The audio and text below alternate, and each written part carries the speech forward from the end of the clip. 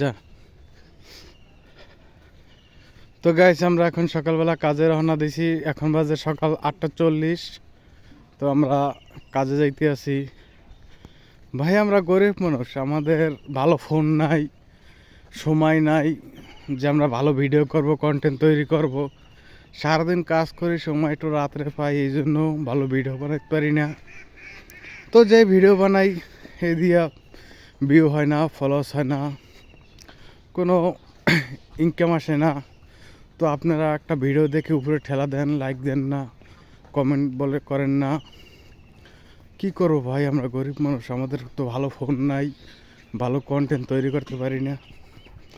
তো আপনারা যে ভিডিও ছাড়ি সেতে যদি লাইক কমেন্ট করতেন এবং শেয়ার করতেন খুব ভালো হইতো।